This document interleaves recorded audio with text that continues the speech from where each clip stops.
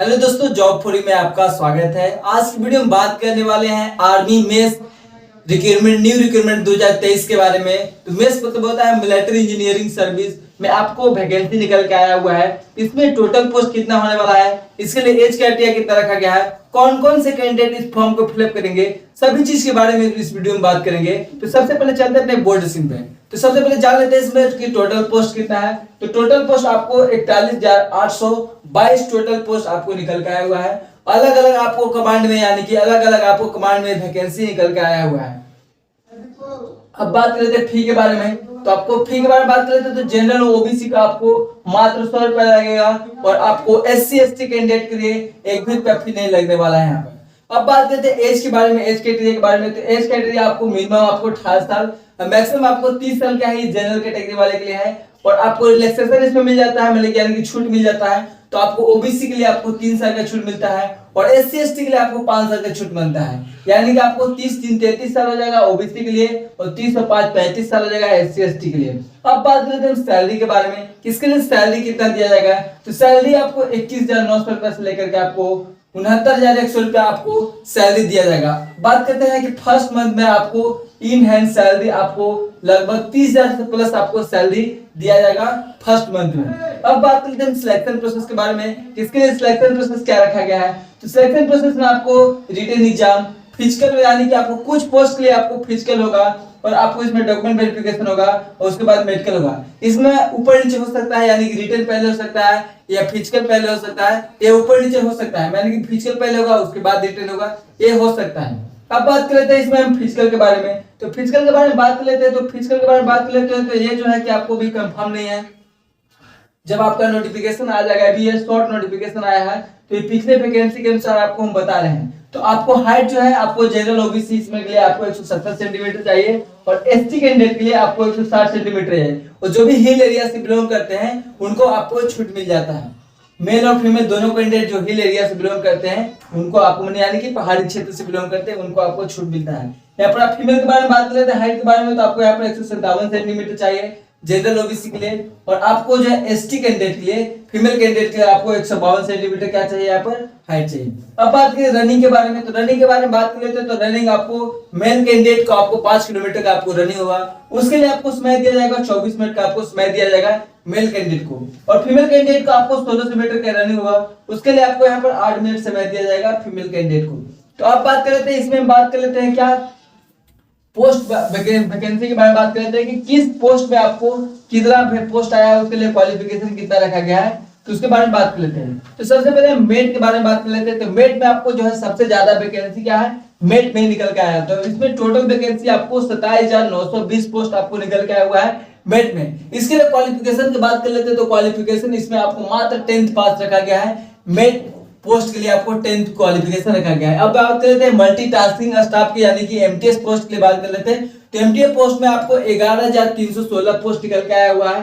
तो इसमें कितना है, आपको 10th पास इसमें भी क्वालिफिकेशन रखा गया है। अब बात कर लेते हैं स्टोर कीपर के। तो स्टोर कीपर की बात कर लेते हैं तो इसमें आपको टोटल पोस्ट आपको 1000 आपको 26 पोस्ट टोटल निकला हुआ है। इसके लिए क्वालिफिकेशन आपको 12th पास मांगा गया है। अब बात कर लेते हैं ड्राफ्टमैन के। तो ड्राफ्टमैन के बारे में बात कर लेते हैं तो इसमें टोटल पोस्ट कितना है, 944 पोस्ट है और इसका क्वालिफिकेशन आपको 12th पास रखा गया है। अब बात कर लेते हैं सुपरवाइजर को, बैकेट एंड द स्टोर के बारे में। तो इसमें आपको 534 पोस्ट निकला हुआ है। इसके लिए आपको हायर क्वालिफिकेशन आपको मांगा गया है। ये आपको नोटिफिकेशन में अभी नहीं मेंशन किया गया है, अभी नोटिफिकेशन में शॉर्ट जो नोटिफिकेशन आया उसमें अभी इसको क्वालिफिकेशन के बारे में नहीं दिया गया है।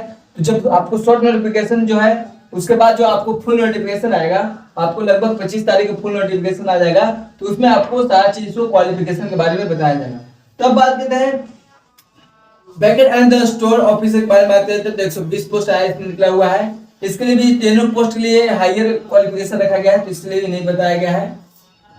आर्किटेक्ट आपको कैडर में आपको ग्रुप ए की वैकेंसी है, इसमें आपको 44 पोस्ट निकला हुआ है। इसके लिए भी आपको क्वालिफिकेशन अभी नहीं बताया गया है। अब बात कर लेते हैं हम रिटन एग्जाम के बारे में। तो रिटन एग्जाम के सिलेबस के बारे में बात कर लेते हैं। तो इसमें आपको जो 100 क्वेश्चन होगा इसके लिए, तो आपको 100 मार्क्स का होगा, यानी कि आपको एक क्वेश्चन आपको 1 मार्क्स का होगा और इसमें आपको समय दिया जाएगा 2 घंटा समय दिया जाएगा, यानी कि 100 क्वेश्चन करने के लिए आपको 2 घंटा का समय दिया जाएगा और इसमें नेगेटिव रहेगा 1/4 आपको नेगेटिव रहेगा, यानी कि 0.25 आपको इसमें नेगेटिव मार्क रहेगा। अब इसमें जो है आपको ओएमआर बेस आपको जो है पहले एग्जाम होता था, तो अब जो है आपको एसएससी और यूपीएससी के माध्यम से यानी कि आपको जो वैकेंसी आने वाला है उसके अगर मतलब कि कौन एग्जाम कंडक्ट करवाता है, अगर एसएससी अगर एग्जाम कंडक्ट करवाएगा और यूपीएस तो आपको लगता है हायर लेवल का आपको एग्जाम कंडक्ट करवाता है, अगर आपको एसएससी एग्जाम कंडक्ट करवाता है तो ऑनलाइन होगा या आपको लगभग ऑफलाइन ही आपको एग्जाम होने वाला है, क्योंकि पहले आपको ऑफलाइन एग्जाम होता था। अब बात करते हैं इसमें कि कौन सब्जेक्ट से आपको कितना क्वेश्चन आने वाला है। तो आपको देखिए रीजनिंग से आपको 25 क्वेश्चन आने वाला है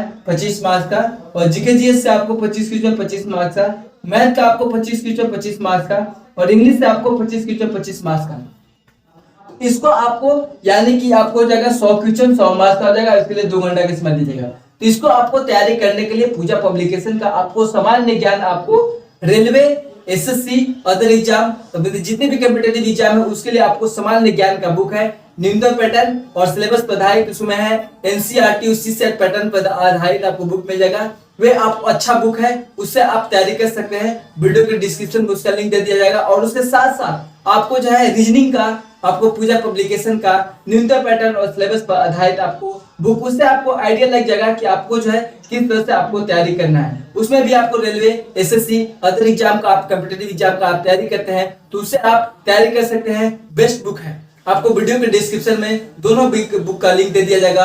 अगर वहां से आप खरीदना चाहते हैं तो वीडियो के डिस्क्रिप्शन में से आप वहां पर जाकर लिंक क्लिक करके आप वहां से खरीद सकते हैं, या अपने नजदीकी दुकान से आप वहां बुक को खरीद सकते हैं।